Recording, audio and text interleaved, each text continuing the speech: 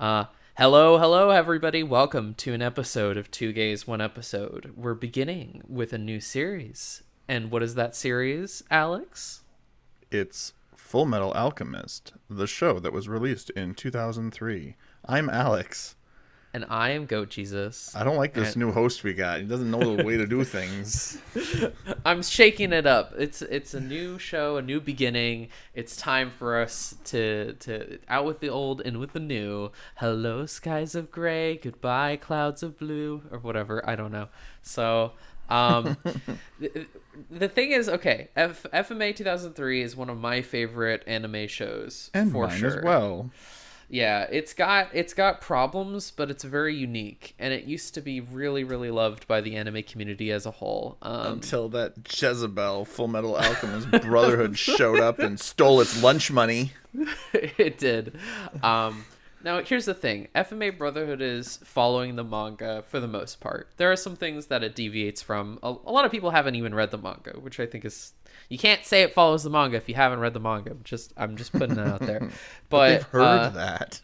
But they've heard it. It's been memed. It's part of the mythos, the legend. But FMA 03, it actually does do some things that... It adapts some things that Brotherhood didn't. It does some things in the manga that Brotherhood chose not to.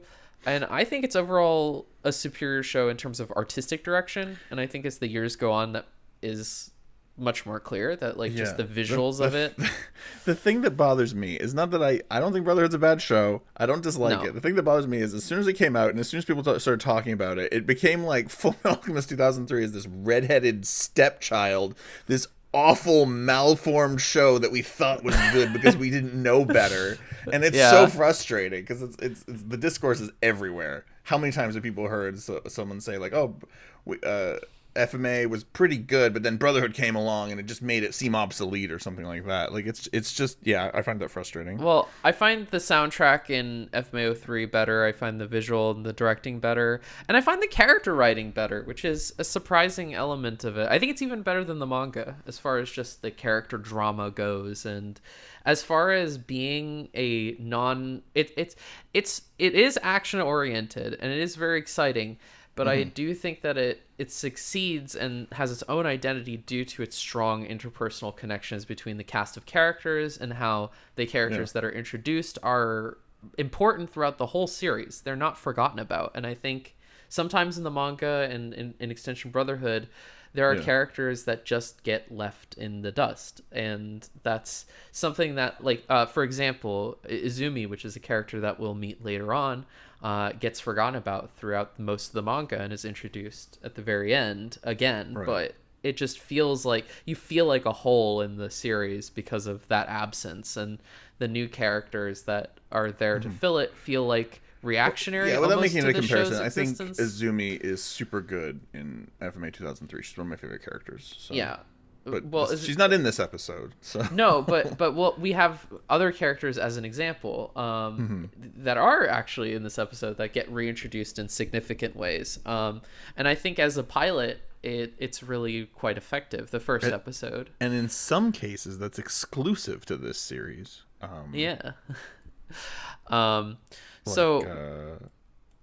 Cornello. Never mind. What am I talking about? I'm thinking of someone else, I think. I was like, Cornello, he comes back. And I'm like, wait, no, he doesn't really come back. No, Rose comes back. Rose comes back. That's the character. Yeah, okay. Yeah. There's the one. Yeah.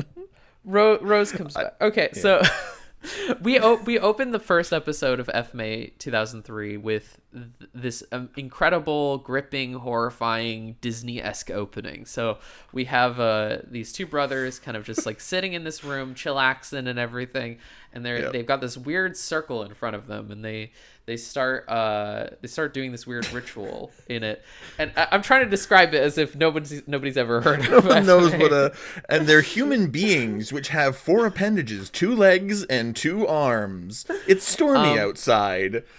So we get our first look at Alchemy. We get our first look at the boys. This is our introduction to the characters, and this is our introduction to some of the darkness of the show. There's an innocent wide-eyedness, and when they do the transmutation, they're transmuting their mother, and they're trying to bring back their mother, and it swells up with this gold light, and it's just it's gorgeous, and then it turns purple and black and ugly, and it really emphasizes the storm, and so we get this like whiplash between the Disney magic of that first part of the opening sequence versus I wasn't sure what you meant by Disney. Yeah, like that's what I mean by Disney. It's just that the kind of music and how it swells up and it's very triumphant, and it kind of reminds you a little bit of like Beauty and the Beast ending with the glowing gold lights and everything, and kind of like the heavenly transformation. Yeah, that's true actually. Yeah, that's very true. And the so sun, light. Goodness. So we have that like that Beauty and the Beast sort of transformation stuff going on, and then boom, it just suddenly transforms into this horrible, ugly Frankenstein, Cronenberg body horror kind of stuff, and it's that sort of good intentions lead to awful consequences theme that sort of happens throughout the whole series, and in this pilot as well, because we have character Rose who really matters in the pilot, and she just wants to bring back her loved one, kind of like Edward and Alphonse do, and then sort of is kicked in the face for trying, good intentions, love, and everything. You can't let that supersede the laws of nature and the circle of life, for, I guess, a better term for it. But sure. And you gotta follow the rules. There are rules, which is one thing that is a major aspect of all the alchemy in this show. Is that it has rules. But just to talk more about the intro, we have this like dark, macabre introduction with the two boys, and then we immediately cut to like anime hijinks, and it's very off-putting. It's very strange. Yeah, so we cut from this very gripping, very horrific body horror opening sequence to Al's sunk in the sand, and Edward digs him out, and it's very hard for him, I suppose, to do that, and he kicks him, and then Al's like armor opens up and dumps sand on Edward, and they scream and yell, and it's very wacky and slightly irritating, and I don't know if, do you think the anime stuff, the anime comedy, do you think it works in this show? Because it's not really an Evangelion at all.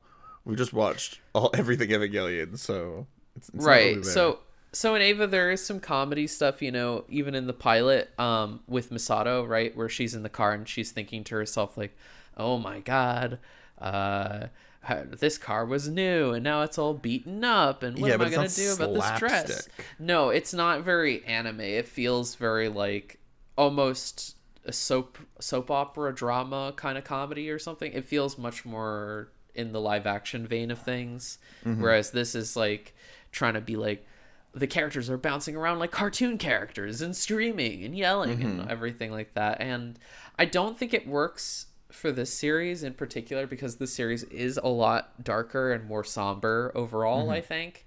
And those kind of, it doesn't do it when it's really dire not to do it. Like if it had done something like this after Nina dies in episode 7, as we'll see later on, that would be truly criminal, but it doesn't it doesn't really break its tone that badly. I think this is probably the worst example in the entire show of like that whiplash. Yeah, maybe.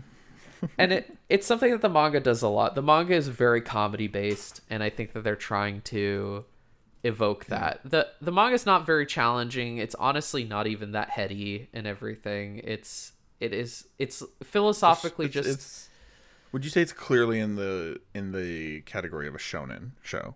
Yeah, it's trying to be a shonen, and it's pretty smart about being a shonen, but it's definitely one, and this is much more of like unintentionally a seinen, I think, especially as it keeps going. Yeah, I think 2003 turns more and more into a seinen as it goes along. Yeah.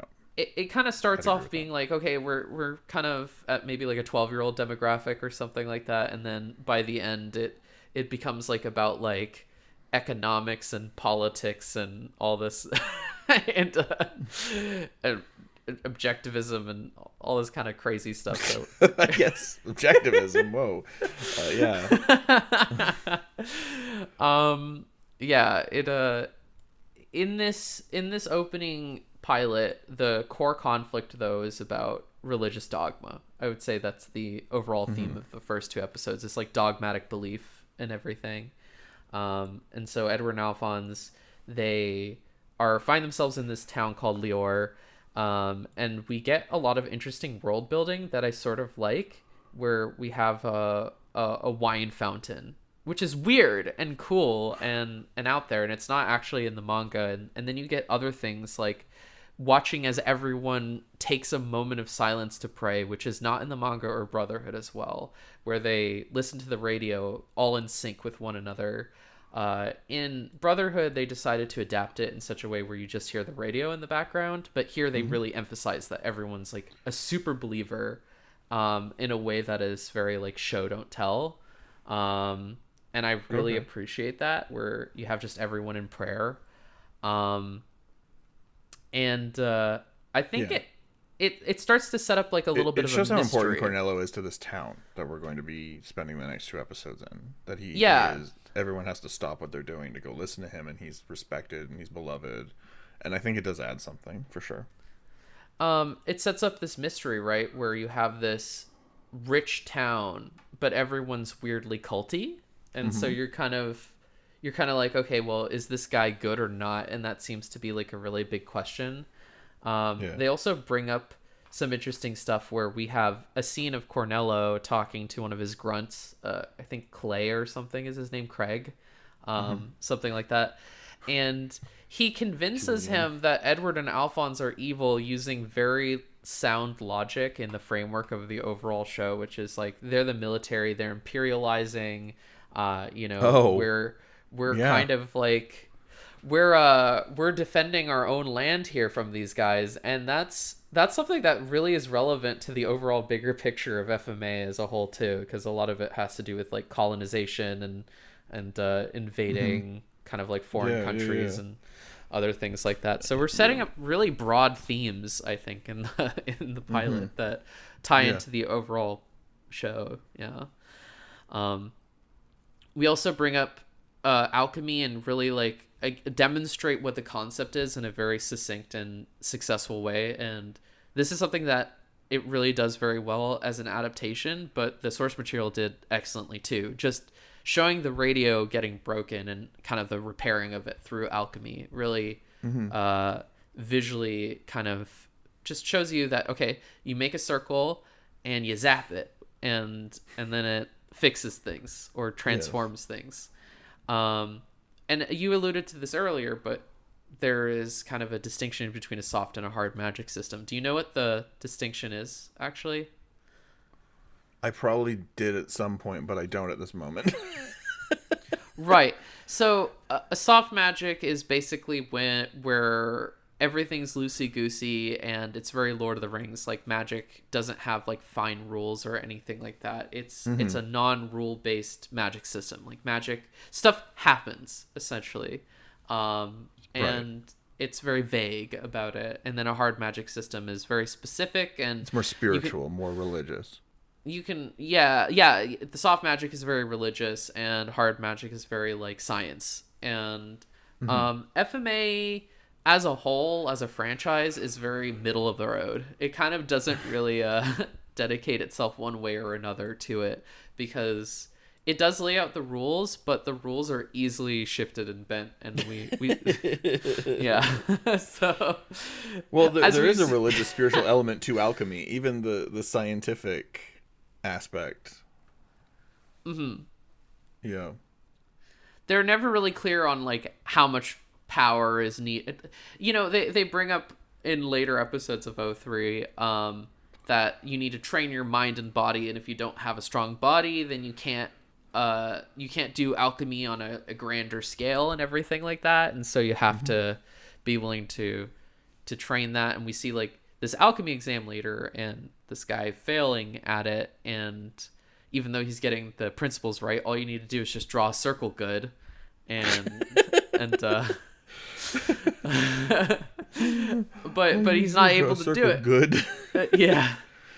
But Edward can, and it's not really finite about like why is Edward's ability so, like, what is his power level, you know? Like, it's not very clear because it just is what it is on what any he's moment's capable notice. of. Yeah. Yeah.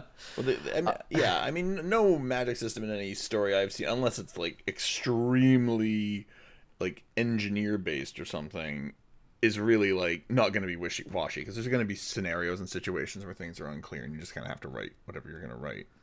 I think there's a book series, the Aragon books, or the Inheritance Cycle, I guess is what it's called.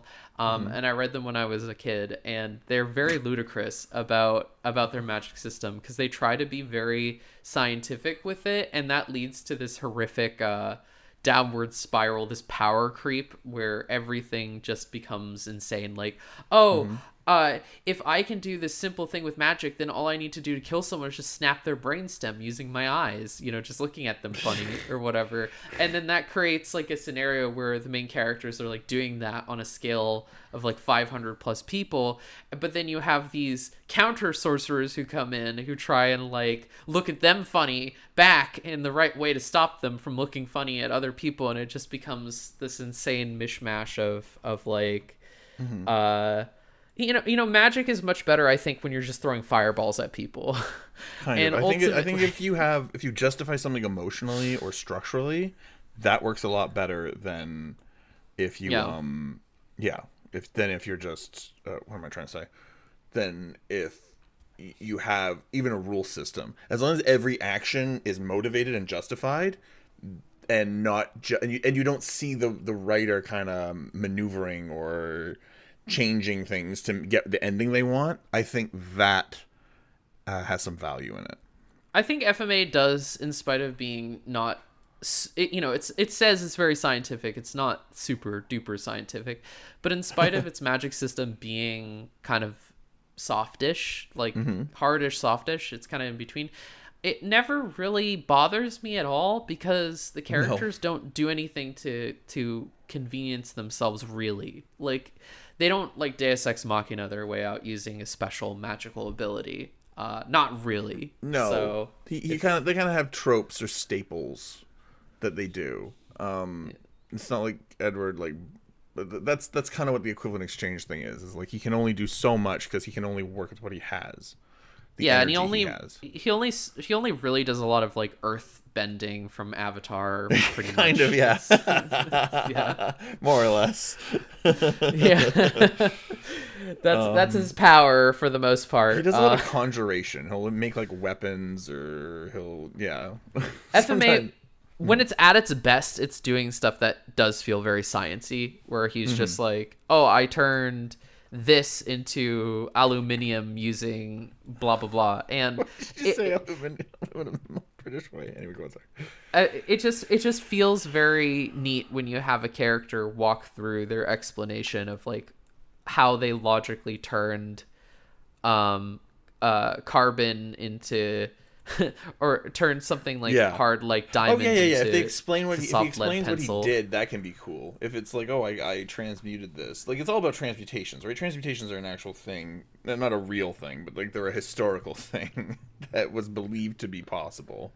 Materials turning into other materials through some sort of interference through a catalyst, and it's really neat when the characters do kind of explain their thought process, and it feels very clever. And those were some of the highlights. And I think FMA as a whole doesn't do that enough. It's really neat when it does, but I think that there are a few times in FMA 03 where it happens, right? So you have the sloth battle and the battle, the main battles where Edward defeats people. They kind of go into that, but then in the manga they only do it like 2 or 3 times as well, so it kind of feels like one of the cooler parts of its magic system gets overlooked. Sure. But so getting back to just like the plot of the pilot, Rose is introduced pretty quickly here, and I think it is really awesome that we do have this character that is meant to be a foil to Edward and Alphonse, who's kind of very much like giving insight into Edward and Alphonse prior to transmuting their mother. That sort of wide-eyed optimism about the possibilities of this dogmatic principle, which in her case is religion, and in Edward and Alphonse's case is alchemy. And Edward's kind of painted as a bit of a hypocrite, I think, here and throughout the rest of the series, because he's saying some stuff that's pretty like mean, I guess, and is framed as kind of being like arrogant and haughty. The characterization's great, by the way. I think FMA does a fantastic job just having the dialogue and the character design really lend a lot to you kind of get a feel for who these characters are very quickly. Yeah, so for sure. Edward's like very prideful and hot-headed and extroverted, and Alphonse is very introverted and considerate of emotions, because in the subtitle he's concerned with the fact that Edward is being sort of brash and belligerent to Rose, and he's just like, you're making Rose feel bad and everything. And in the dub he says something different. He's just like, why are you pushing your cynical beliefs onto other people who don't appreciate it, or whatever. But it's which doesn't align with his characterization very well, but I think that the Japanese does a great job of that. The dub's great, by the way. I want to mention that real quick. Yeah, the old school Funimation dub, it's really solid, I think. The performances feel very natural, I think. Yeah. I mean, yeah, for sure. I think there's something to, not that they got bad or anything, but like I think there's something to when you're starting something new and you're not sure exactly what you're doing and you're learning about it. I think that discovery process is really something. It lends something to, I think, everything that's happening. Yeah. And you have like a real child actor playing Alphonse. You do. You have Vic Mignogna probably at his peak. I think this doesn't get any better as far as his performances go. Laura Bailey is just excellent as Lust. Bailey's really good. Which Lust appears in this episode. I'm very glad for that. Like that she's introduced early on, and we kind of get previews into the bigger conflict, not even just the one that has to do with being a manga adaptation, but the FMA 03 exclusive conflict. Yeah, there's little hints here. Now, how much do you think? Because it's sort of interesting. I think they knew they had to make it different. I think they knew they had to make it different. I think they knew they had to make it different, because there are little hints here about the overarching FMA 03 plot, and they wouldn't have known. I don't know. Do you think they would have talked to Arakawa about, like, what do you have planned? What are you gonna do? Oh, they absolutely did. I've read interviews about that they tried to figure out a way. I'm just thinking, is it like a Game of Thrones situation where they're like, oh, we don't know where to go after this, so we're just gonna do our own thing? No, I don't think that they suddenly thought about that. I think that they knew that they only had 7 issues of the manga, because at the time they had 6-7 issues of the manga to deal with, essentially up till Greed, that was out. So they had up to Greed, and then they were like, okay, well, we don't have anything after that, so either we've got to do a bunch of filler and then wait till the manga catches up and make it into a One Piece. You know what I mean? Yeah. And they could have easily gone that route, because they kind of have a template for it in the earlier seasons, don't they? Which is Edward and Alphonse just travel across the country, and we get random episodic adventures and arcs and things like that. And to be honest, those are some of my least favorite parts of the FMA 03 adaptation. And if they had done that, I think it would have been dreadful. Just I'm kind of glad that they decided to commit to doing their own thing, and it definitely seems like they committed early on to the idea of by episode 1. I think they knew that they were gonna veer off course. Right. There are some things that don't feel 100% fleshed out. Like, I feel like they had an outline for where they were going. Yeah. But I think the plan does change a little bit. Like, you have episode 10 later on, which we're not gonna watch, and we're not gonna talk about. That's the Siren one. It's in like 4 years, if we're still doing this, we're like, what else have we not talked about? Episode 10. Yeah. Of course. No way. No way. I would sooner do an entire series about Brotherhood, or like just talking about that or something. But yeah, in the case of episode 10, they have a plant without a payoff. It doesn't get paid off later, where they have this character called Siren, and she goes, "We'll meet again." Is that episode 10? I think it's like episode 10, or it's one of those ones. Anyway, okay, the Siren episode, just so we're clear which one we're talking about. The Siren episode. The Siren episode. I thought you were talking about the fake Elric brothers, because I think that's. Oh no, I thought that was like 12 and 13, but or maybe you're right. Maybe this is like episode 8 or something. Anyway, it's a situation of, no, it's not episode 8, because it's episode 7 is Night of the Chimeras Cry, and then you have okay. that one. So it's probably 9. Yeah. Okay. Whatever. There's some bad ones. There's some bad episodes, and anyway, in regards to Siren, you have her. The show basically set up that she's gonna appear later, and that she knows a lot about the Philosopher's Stone, and then they just forget about her like wholesale. Okay. Yeah. All right. They're like, doesn't matter. F this B. We're not writing her into the show again. There's no room, I guess. Can you imagine they shoehorned her into like episode 50? And oh my god, who's that mysterious shadowy figure? Hello, Edward. And it's just the Siren character. Like, Siren comes back. They actually did manage to tie in the other Elrics later on. They did manage. That's what I was kind of making a joke about, was that the other Elrics just kind of show up at the last minute and they're like, "Here's a map to the villain's evil lair," and you're like, "What?" Okay. It totally makes sense as a plant with a payoff. We swear.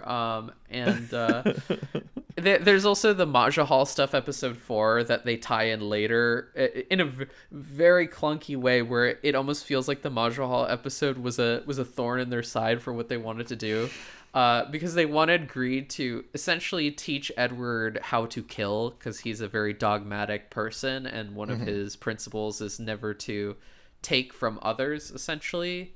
He's also like a 16-year-old kid, so taking a life is kind of hard if you're a 16-year-old kid. Yeah, and Greed essentially tricks him into killing him, right? Yeah. And we'll talk about that more in detail later.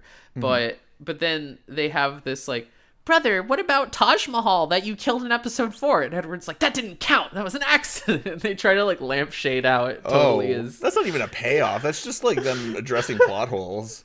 Yeah, that's lampshading the glaring issue in the room.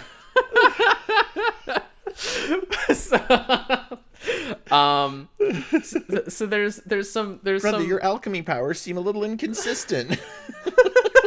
Well, Edward. Well, you see, Alphonse. It totally makes sense because of these reasons. It has to do with the Lunar New Year. What? I want to say really quick as a writing things, it's tempting to lampshade. I almost think that you should just not do it and let the CinemaSins people do what they do. Because there will always be those people that just try to nitpick, and there are probably 10,000 ways to defend it and to... Yeah, that's like half of Lindsay Ellis's like YouTube content when she was covering all the Disney stuff, was just like, these movies are just devolved into addressing like BuzzFeed articles. Yeah. And that's what you get when you have the Disney remakes, right? And they just are like, this is not Stockholm Syndrome and Beauty and the Beast for X, Y, and Z reasons. And it's like, that's don't bring it up. Don't try to address what would potentially be plot holes for people. It just like, doesn't if people matter. are thinking about that, the story is not working for them, probably. So there's something fundamentally wrong with the movie. Let me just tell you this. And also it makes them think about it. If they weren't already thinking about it and you bring up, "It's not this," and then they go, "Wait, is it?" I was just like, the first time watching FMA 03, there was 0% chance I was thinking about Majahal after Creed, so it's not really... It's not really... Yeah. Wait a minute. Problem. Wait a minute. What about Majahal in episode 4? Hold on a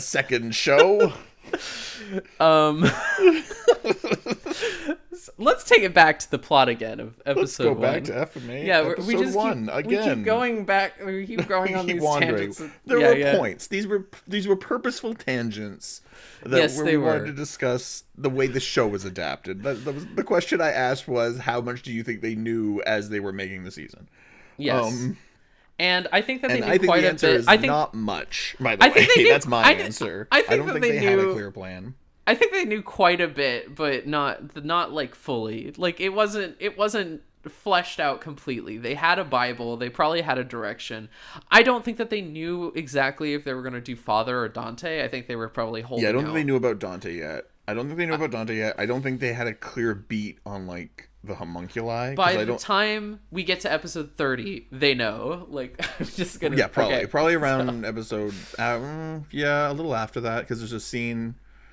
And it's going to be hard to talk about the show if we're not doing every episode, because it's going to be like, I don't remember which episode it is and if we're going to cover it, but there's like a scene with quote unquote Juliet Douglas, which makes no sense by the end of the show. Like, it doesn't make any sense. Because I don't think they knew that Pride was Pride at that point. They did plant Sloth, though. Yeah, they did plant Sloth really early on. Yes, they had an idea for Sloth, but I don't think they knew about. I think they thought they might change who Pride was, or they did change who Pride was, but I think they changed the homunculi. Why am I avoiding spoilers? If you haven't seen, anyway, should I just say it? Yeah, just say it. Okay, so Bradley, I think they knew. I don't think they either didn't know that they must have known Bradley was a homunculus because that's really early in the manga, but I think they were planning on changing it because they had ideas for Wrath that were different than Bradley, and then I think, I don't know. Anyway, so there's a scene where Juliet Douglas is like talking on the phone, and she's talking to Lust, and she's talking about Juliet Douglas, Sloth. By the way, for anyone who doesn't know, is Sloth, who looks like Edward and Alphonse's mom. Yeah, because she is, basically. Oh no, we spoiled this 20-year-old show. So there's a scene where she's talking on the phone to Lust about their evil plans, and then Bradley walks into the room and she like covers the phone and goes, "Hello, sir," and then Bradley leaves the room, and then she goes back to talking about it. And then they cut to Bradley in a long shot as if he's like ignorant of all this, and I'm like, well, this doesn't make any sense. It makes it seem like Bradley's not in on it, essentially. Yeah, which maybe was the intention, but it does feel like it's just like fake, like they made a mistake. That's what it feels like to me. Anyway, maybe they don't know that. Maybe she doesn't know that. That Bradley's homunculus. So. Maybe she didn't know. Well, but like, why else would Dante she do never that? told her. She's like, we can't let Bradley know our plan. That is his plan. FMA 03 has a lot of CinemaSins moments like that. That's just I should mention, I don't care. Like it's not important to me that they had that scene that doesn't make any sense. That's not really like a big deal. It's just really funny. CinemaSins. The problem with CinemaSins, right, is that a lot of these issues, a lot of these small nitpicky issues, are not things that people who are experiencing the story for the first or even second time are noticing. It is just hardcore fans who are rewatching it and combing through and who get bothered by these small discrepancies. And that's really the issue, because there's not a problem as long as there's no systemic horrible flaws, which arguably there are in FMA 03. It's not a problem. So. Is that a defense of FMA or is that a criticism of it? I can't tell. It's a defense in the sense that the nitpicks don't matter, but there are more macro problems in FMA 03. I think the good far outweighs the bad in the case of FMA 03, to the point where it is one of my favorite anime. It's just it's like one of my favorite anime with maybe like a crooked tooth. It feels like gorgeous, beautiful, amazing, but it's got that crooked tooth. You can't overlook that. Okay, sure, that's a great analogy. Strange analogy. It's a great analogy. Perfect. Probably problematic analogy in some kind of way. Yeah, you're being prejudiced against people with dental issues. How could you? People with dental issues love having dental issues. Okay. I have dental issues. I was just told by my dentist recently that I need Invisalign. But whatever. Okay. All right. So we're halfway through this podcast, and we've covered 2 scenes of this 2-episode arc. That's a lot to talk about. So Edward and Alphonse, they get this lodging from Cornello, and I think it's really interesting because there's a certain kindness and wealth again that is really introduced, and the wealth motifs really appear visually, where you have a lot of gold imagery, sunbeams in Edward and Alphonse's room. There's a lot of sunset, a lot of sun. Which ties into that Father Cornello sun stuff and God, because these characters are people who have defied God's laws in a lot of ways, and also the character, it's Leto, the sun god, in the episode. So but it's trying to like evoke that motif of like Edward's this non-religious person. He's this atheistic, very dogmatic, like sciencey kind of dude, but that's caused him a lot of trouble as much as it's caused him benefit, because there are certain like immutable facts about reality, and science can't solve these specific things. Like Fullmetal Alchemist is of the opinion that you cannot solve the problem of death and mortality and everything like that. That these are impossible issues, which is a very Japanese thing to do as well. Like a lot of Ghibli focuses on those types of themes, that there are immutable facts about reality, life and death, that you can't obtain immortality, and it's futile, and science can't solve every answer and every problem. And God may or may not exist even, but the thing is that Edward has defiled the laws of nature, defiled reality, and he's feeling guilt about it, and that's a really big part of the show and the conflict. And we get the goals and the stakes in this episode, which is excellent. They're after the Philosopher's Stone to restore what they lost, because even though they know that they can't actually like bring their mother back, they just want to get to square one. They just want to return to the status quo that they had before. Their mistake.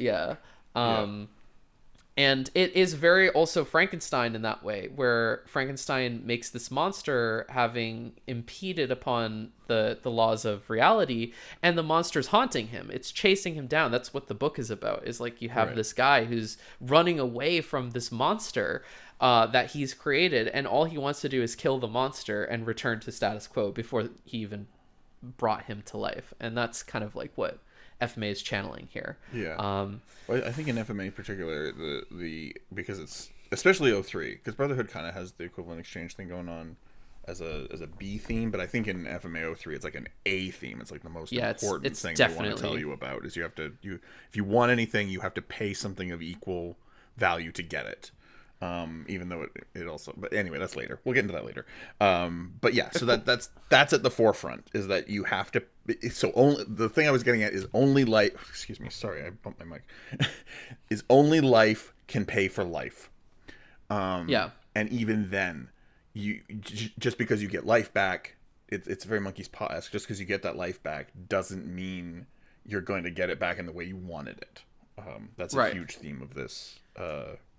There's like a monkey's paw, but it's a theme throughout the show.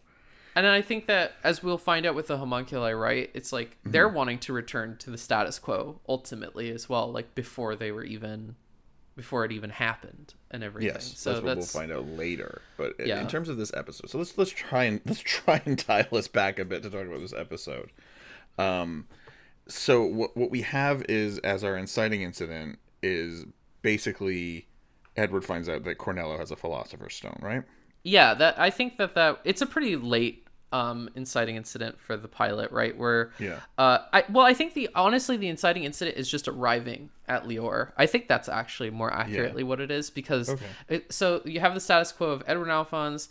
They're going on their ragtag adventures, and what's new? Lior, and like they're kind of weird and culty. This is a mystery. Let's figure out what's going on here, and that's kind of, and then they find out, the Philosopher's Stone, and that's more of like the entry into the second act, I think, of the episode, where we have like, now we have our goal. They want that. They're like, okay, this is what we're after, and everything, and so we kind of chase after that. And we have, I would say the second act closes with Rose's confrontation with Edward. I think that's the second act kind of ending. The second act in the three acts. Does this two-parter have three acts? Is that what we're saying, or is each episode have three acts? I think the two-parter actually should be seen as like one whole, now that I'm thinking about it. Sure.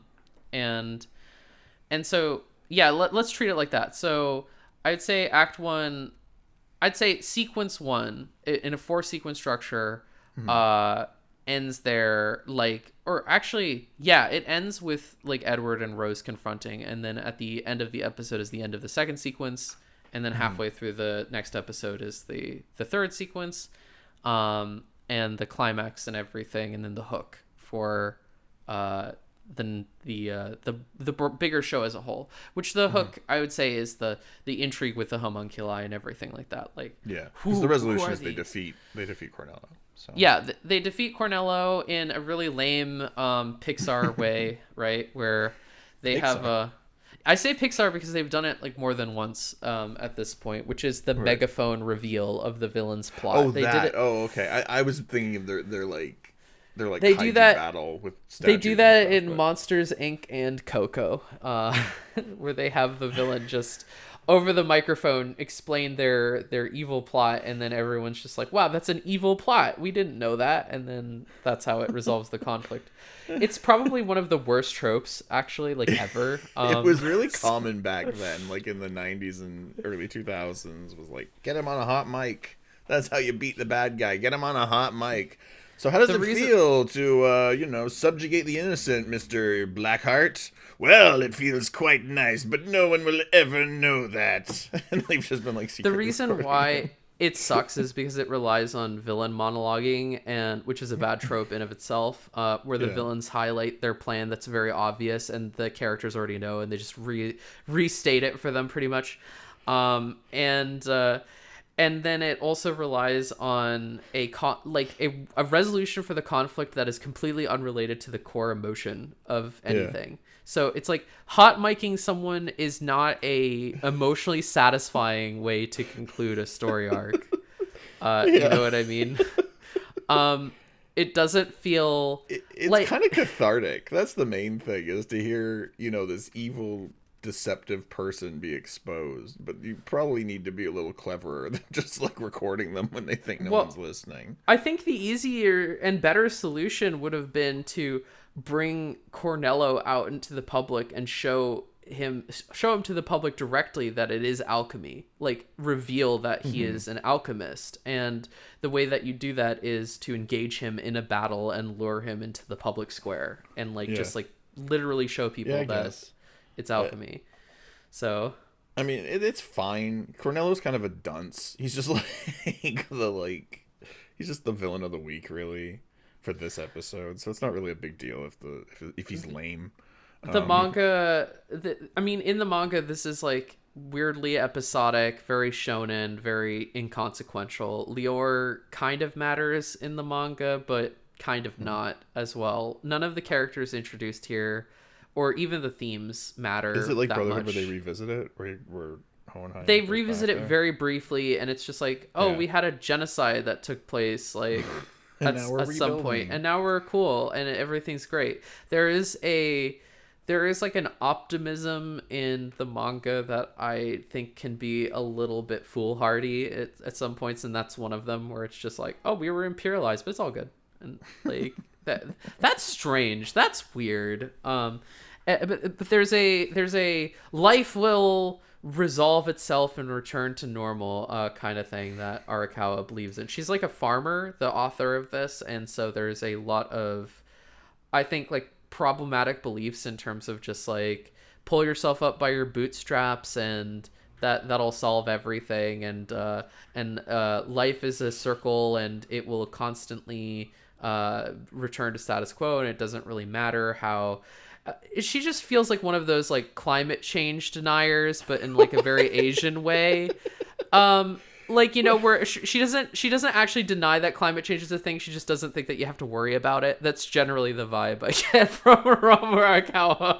Oh, So, that like everything will work itself out. That kind yeah, of thing. everything will work Yeah. itself out. Like humanity will find a way, and they'll figure that, it's just it's a very like kind of I think she's like very fairly conservative as far as Japanese Right. authors go in a lot of ways. So not saying there's a lot I love about Arakawa. I love I love her taste in men. I think she's got an excellent taste in men. So What, is she married to someone cool? What is she? No. I mean, she just made it Curtis a thing, like Izumi's husband, who's probably one of the hottest characters in.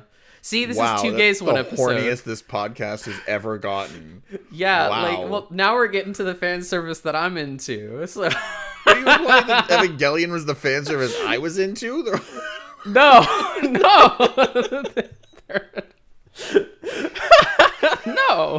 No. I'm just saying, like Ava had fan service for heteronormative audiences, and now heterosexual men, yeah. And now we're at the fan service that I'm in. Yeah, like we got. I love it when ladies get a chance at creating fiction, because then we get some fun cake. Again, this is the horniest this podcast has ever been. Now you know my type, right? Yeah, Sig.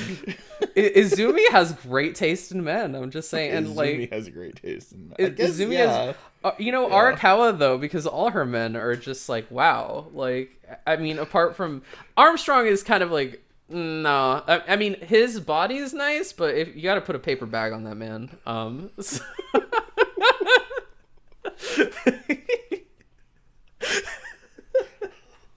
I don't dig the bald hair curl look. The 1940s weightlifter look. Yeah. The twinkle in the eye. So, two gays, one episode. Welcome one episode. Well, one gay, one episode. The music is excellent, by the way. Good segue. Great segue. Yeah, I love all the music tracks. There's some in this episode that I didn't think showed up this early, but they're really great. The action themes are really I don't think they show up again for a long time, though. I feel like they're in the pilot, and then they appear in the later episodes. Yeah. I just mean that there's some really good tracks this episode that I really like that I didn't know were in the show this early. The composition is very orchestral and actual, authentic orchestra, not one of those like orchestrations via a guy recording a bunch of instruments solo in a booth or using MIDI. I think they used a real orchestra for this show. They did. I think they used the Russian Philharmonic Orchestra. That's expensive, so I'm impressed. It is very expensive, but I think they believed in the project in a lot of ways. Okay. I know the movie did. I know the movie had a full orchestra, so I think this was full orchestra as well. It's very high production value music, and it has a very unique flavor. It feels distinct, and the composer, I'm forgetting her name right now, but she's done a couple of other soundtracks as well for anime, and this is still a very unique one in her discography. I love the theme Bracha, which we get actually in this two-parter, Brothers. It's at the end of the second episode. I think it's more iconic than any song in the entirety of the Fullmetal Alchemist franchise. To the point where when Brotherhood was airing, I actually remember hearing a lot of people criticize that they didn't like the fact that they didn't use Brothers in Brotherhood. Yeah, the song. They were like, bring that song back. So. Why not? But it lends itself again a strong identity here, where FMAO3 it's just visually gorgeous. It's sonically gorgeous. It has gorgeous men. It's okay. Calm down. And it's who in this episode? Cornello? Who are we talking about? No, nobody in this episode. The bartender. Nobody in this episode. The closest one for me is kind of Gluttony, and even that's just no. Okay. TMI. I said I didn't like him. I just said he was close. TMI. He's another one of those. I got to put a paper bag over your head. Paper bag over everything. Just wear a paper bag. Giant paper bag, Gluttony. It's fine. You're a cartoon. You're a comical cartoon. I don't think anyone has a nose as big as Gluttony. Everyone's gonna criticize us. They're like, you're talking about this instead of like FM. I don't have much else to say about the episode. I don't know. No, I have a lot more to say. I have a lot more to say. It's a good pilot. It does set up all the characters. It sets up all the conflicts. It sets up the world building. It's very good about that. It also questions Edward's selfishness, right? You have Cornello at the end of the pilot being like, "Oh, you just want the Philosopher's Stone because you want to do your own selfish BS and whatever." Yeah. And it's called having an objective, Cornello. Yeah. Like he doesn't have one either, but it's called also pulling yourself up and trying to make your life better by working for it, Cornello. They also made it by stealing his rock. It's not even their rock, it's his rock. It's not even his rock, it's the homunculus's rock. I know, but they don't know that. They're just like, give us the stone. We're gonna take it from you. Stone. Hey, can we use it one time, please? And he's like, no, I'm too busy making statues.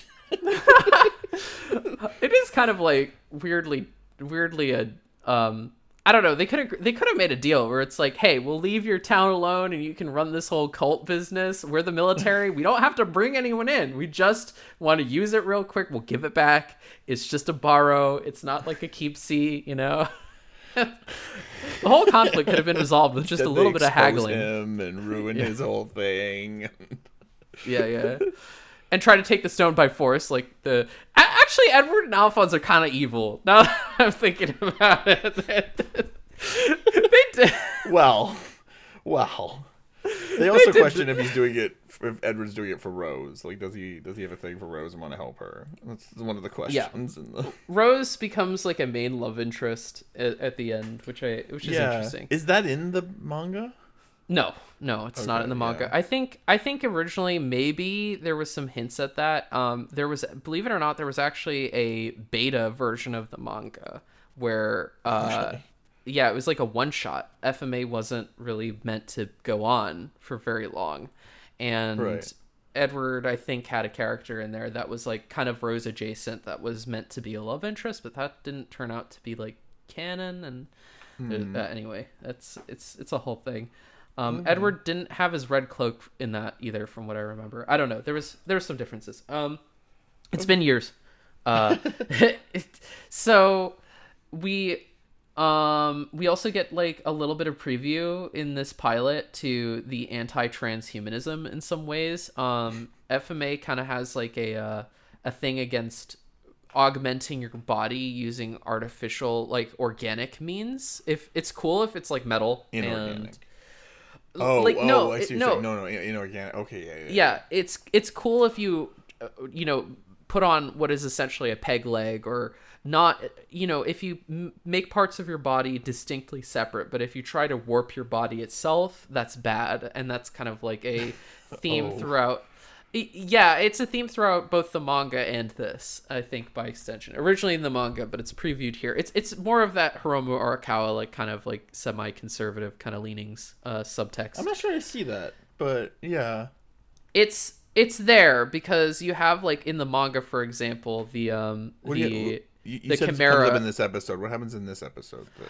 This episode we have the parrot being transmuted into a monster. We have the chimera lion, screwiness, and then we have the parrot boyfriend in the second episode. Mm-hmm. So we're getting like kind of bodies being warped and twisted in really gross ways. Sort of body horror stuff in general, Cronenbergian. Yeah.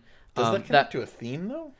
I think it connects to this theme of again, it's that like don't impede upon what is the foundations of life. Like, life is more beautiful when left alone, like that sort of thing. So yeah, changing life. Yeah, I guess pro nature, pro like circle of life, that sort of stuff. Like, don't mess with it. So there's some things that science shouldn't do. That's like a big theme in FMA. Is that a troubling theme, but it's a bit of yes, it's pretty problematic. This is again one of those things that I'm like, okay, Hiromu, I'm like side-eyeing you a little bit because these are all present in the manga, and they're even more front-loaded with stuff like the chimeras, the people, like the lion guy and the gorilla guy, because they really just want to get rid of it because it's it's essentially like a superpower, but then they don't really want it. And it seems like they also, every character who has had body transform, even in ways that are not harmful, because there's no downside that is Yeah. ever shown about them having animal superpowers that are optional, because they're 100% optional, but then they're just like, we want to get rid of it because it's not natural. And there is that kind of like anti Yeah. it's not natural, it shouldn't be. Yeah, and that can, in the broader sense of LGBTQ themes, it might be problematic. Yeah, like that's that sort of thing. It's like, maybe this guy. Yeah, being like part lion would be cool, actually, to be honest. Yeah, I mean, For a little bit. I think It'd be that, hard to well, live your life, but it's, again, they don't really show any downsides to it at all, but it's a in this show and some of the early manga, there is some downsides to being chimeras, where they do kind of paint it as like a totally different experience. See? Like, but what, say again? see, everyone was overreacting and to the Shao Tucker stuff. We're gonna actually do that episode, so we probably shouldn't talk about it too much. But like, yeah, everyone was just overreacting. It's fine. That's another thing, is that Shao Tucker's thing is presented as like horrible and terrifying, and we're not gonna get Who in. goes to the moon in this show? Like, who reaches levels of absurdity? So Yeah, it's pretty wacky, but I think that again reinforces the broader themes of like anti-transhumanism, and then playing God. I mean, it really all comes back to playing God and the idea of that you shouldn't mess with the natural order of there's things, a natural order and it shouldn't be tampered with. Yes, that's like an important... And I don't know if you could really extend that to, because like I guess people have different lines where they're like, no, that's playing God. Where like pilgrims would think like, what? You useth a flashlight to see in the dark? That is not relying on the gift of fire that God has given us. Like, I don't know. The line probably moves depending on who you are. I definitely think fusing your daughter with your pet dog yes. horrible There is a lot of thing issues. Non-consensually taking your dog and your daughter. Like, yes, there is a lot of stuff going on there that goes beyond, I don't think we should mess with the DNA of humans. But I actually don't think that there's... Okay, the stuff that's really wrong about... Because I think morphing your body and everything like that is actually pretty cool, and if you can do it without the person suffering any downsides, I don't see why not at all. But the problem comes from like, then it becomes like a class issue, and then you'd have like rich people modifying themselves. The thing is, I don't know if they're going into... I don't know if that's what she was thinking of, or if that's what other people were thinking of. Like, oh, changing your DNA is bad, rather than, oh, becoming an inhuman, half animal, half human creature might be a problem for you as a person. I think there is a distinction there, maybe. Maybe. I don't know if it's necessarily a metaphor. But through the motifs, I think, of automail versus those other things, because automail is never presented as anything but beneficial, and so there is this like stance of it's just an advanced. As long as you have a what is amounts to a peg leg, it's cool. Like that's it. That's keeping within the natural order. Is just like having things to help you with handicaps and stuff. That's fine in Hiroma's worldview. It's not fine if it's organic. It's fine. It's fine if it's inorganic. Well, maybe there's some... I'm putting words in her mouth, right? Like maybe she would be like, oh, if we could grow an arm back or whatever, that's cool. You could do that. She might be okay with that. I don't know, but or not. I don't know. Like, this discourse is a bit too much for me, but yeah, it's... Then we're getting into topics of like ableism and things like that. It's weird. And I don't know if there's... I don't know if there's... I'm not equipped to talk about that. No, I'm not equipped to talk about that either, and I don't know that it's present in the text, frankly. I mean, there's definitely some themes about just like how do the handicapped operate in the world and stuff like that. It's there. Edward is the protagonist, and he's a handicapped person, so it's a pretty he's handy capable. It's pretty interesting. In both incarnations of FMA, he never actually manages to get his limbs back, which is cool, I guess. So yeah. And he's happy with that. He's mainly just concerned with Alphonse. Like, yeah, it's not really. I think Edward's a really admirable character in the long run as well. Yeah, I really like Edward. That's probably something we should have talked about in this hour-long podcast where we were talking about Sig being hot. Edward is a character that seems really selfish and everything like that, and brash and prideful, but in reality, he is much more compassionate and much more like he's got a lot of layers. He's much more compassionate and selfless than it might seem at first glance, and I like that about him. He's one of my favorite characters in fiction ever, I think, just because he's so much fun to watch, incredibly charismatic, incredibly fun, but and he's short. And he's also an atheist. Atheists represent. Atheist representation. You don't have explicit atheist representation that often. I actually know. You really don't. You really don't. It's kind of cool. I mean, it's left ambiguous if he is right or wrong about that, but he himself is still a non-religious character, and I think that's interesting. Yeah. How do you feel about this compared to like Ava's first episode? Quickly, I think I just want to. Oh sure. Okay. So let's start with this as a pilot. As a pilot, I think it covers all the bases. I think it's a little weaker thematically than Evangelion's pilot. I think Evangelion's pilot, you jump in, you get a real strong sense of Masato and Edward Ikari. Masato and Shinji and Gendo and what the core dynamic is of everything very quickly. Whereas I think in this pilot, you get a much stronger sense of what the world is about and what the themes of the world are, rather than like Ed and Al have an almost like Abbott and Costello thing going on a little bit, rather than this is the core of our show. This is the relationship that will never be broken. It's just like one's nice, one's not so nice, and they fight sometimes, and that's where I leave this pilot, quote unquote, thinking.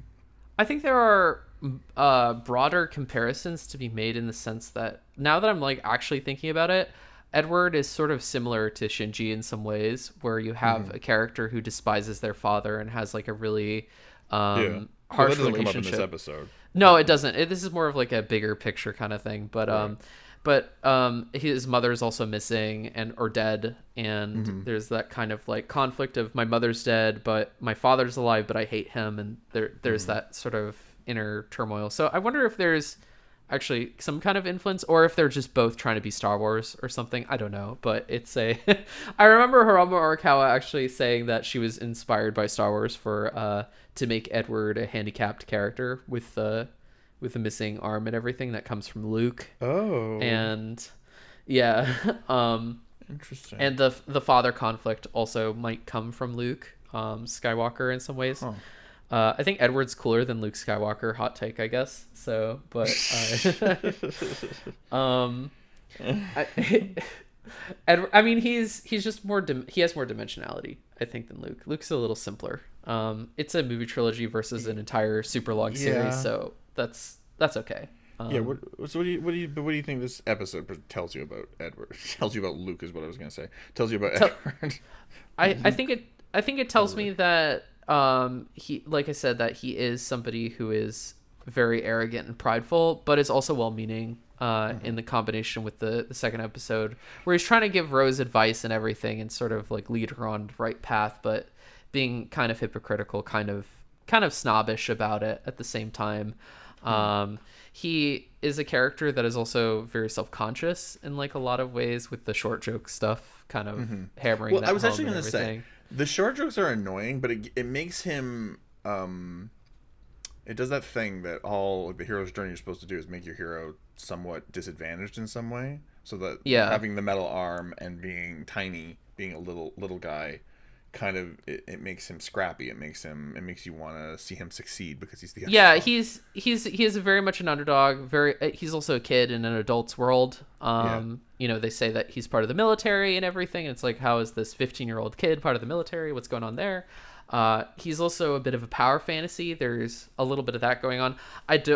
He's far from a Gary Stu, for example, or somebody who's like perfect by any stretch of the imagination.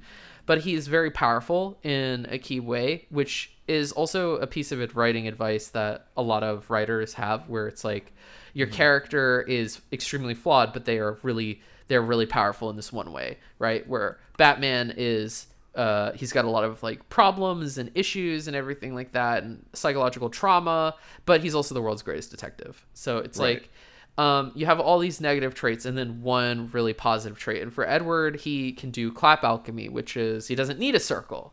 And he's really, and that makes him unique, and it's a really special flavor that O3 only has, right? Where Edward is smart, and he's it's only Edward and Dante, I think, that can use clap alchemy. So the protagonist and the antagonist. There's other characters, but I only remember. Oh wait, Izumi. Right. Okay. Izumi and Hohenheim.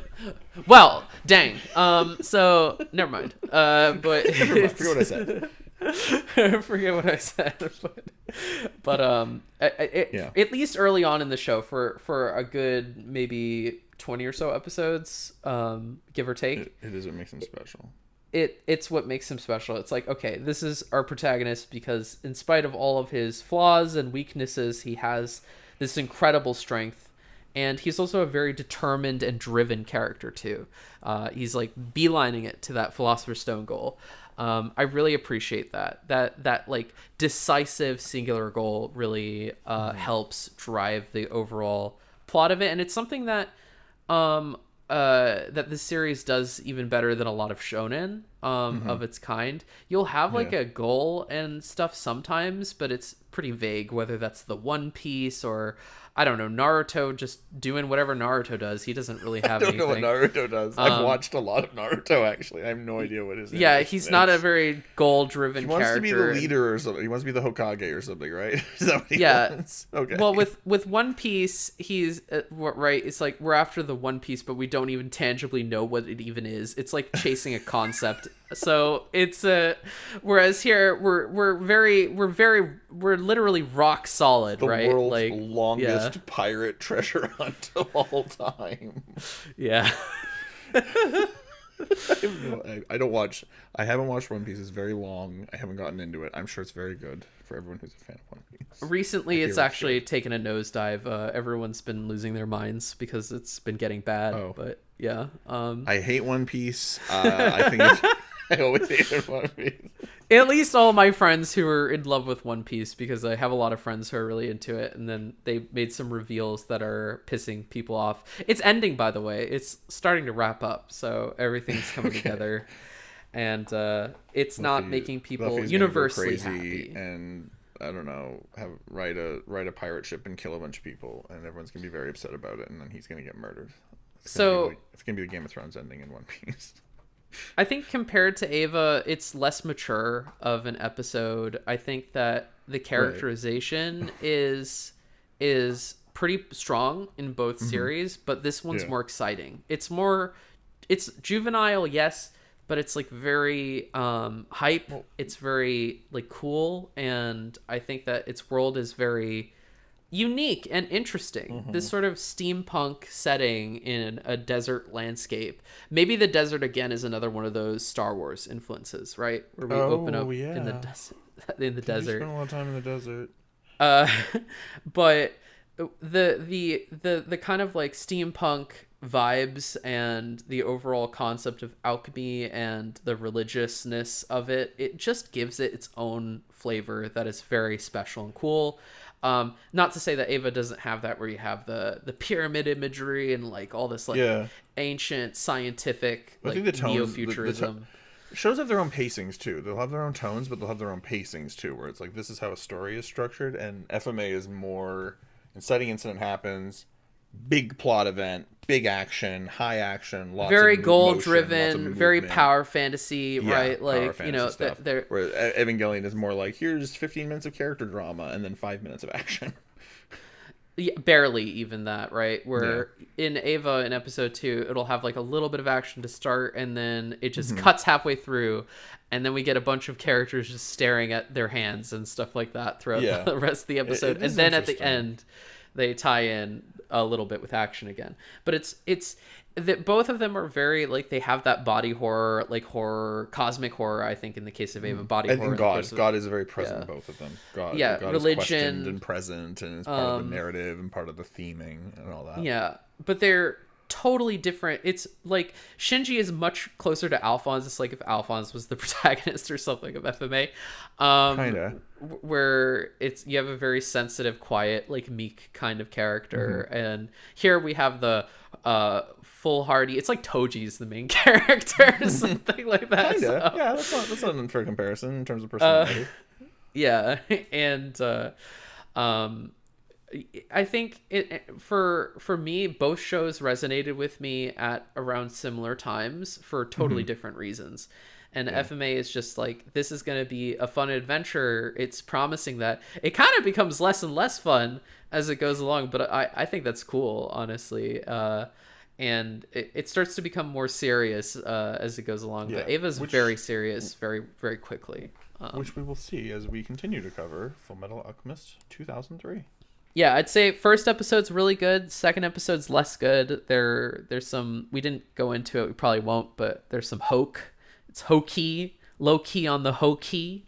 Well, no, we did. We talked about the hot mic thing. That was the main thing. Yeah, the hot mic thing, but it's got more than that. It's got some strange things with like Envy bringing back a bunch of birds. Oh yeah, I did want to mention that. Like, yeah, how does he do that? We can probably talk about that later though, because Envy, I mean, he comes back, so we can talk about that later. Yeah, we'll talk about that later. But it's got some inconsistencies, some things that don't feel quite planned out completely or thought out.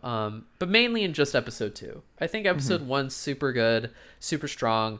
Episode 2 is less so. It still ends in a gripping way. And episode 3, which we'll talk about we're gonna talk about episode 3 next time, yep. Is just fantastic. I think it goes uphill. Episode 3 is my favorite of the first 3 episodes, and then it will go downhill, and then it will go uphill again, and downhill again, and uphill again. It is interesting just to talk, because this is pertinent.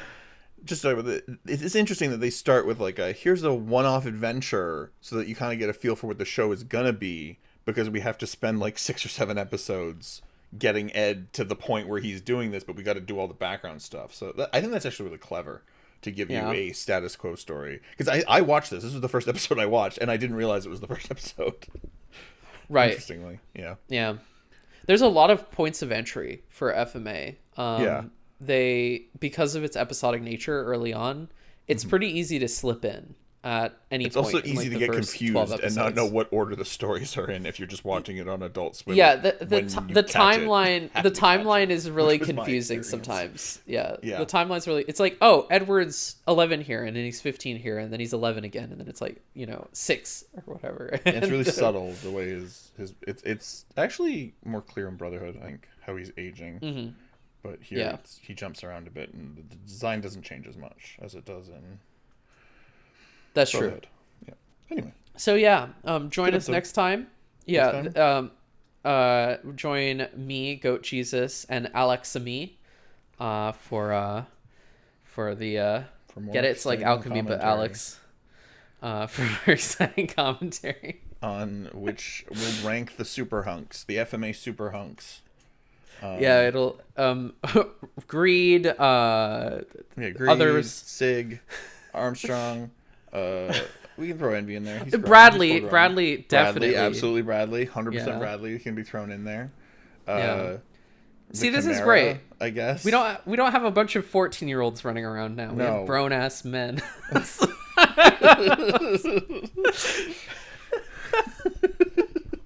Kaji. Roy Mustang. Roy Mustang. How can we forget about Roy? Oh yeah, Roy Mustang. Obviously, of course, Roy Mustang. Yeah, Roy Mustang. Mace Hughes, even. Mace Hughes looks like Markiplier. Markiplier's hot. Daddy, honestly, like, not daddy in that way. Daddy in the like, oh, he's so kind and he's so considerate and thoughtful of his daughter. I meant that kind of daddy. I mean it in the other kind of daddy. You could confuse the two, actually. But anyway. So lots of awesome men to look forward to. Next time on Two Gays, One Episode. See ya. Bye. Check out our Patreon. Bye.